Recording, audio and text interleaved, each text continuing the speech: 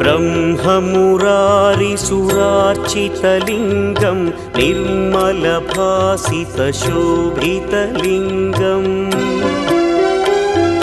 जन्मजदुःखविनाशकलिङ्गं तत्प्रणमामि सदा शिवलिङ्गम् देवमुनिप्रवरार्चितलिङ्गं कामदहन करुणाकरलिङ्गम्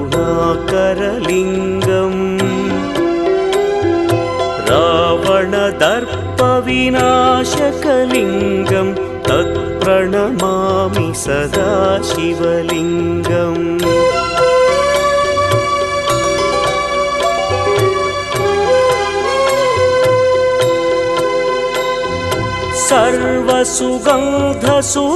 सर्वसुगन्धसुलेपितलिङ्गं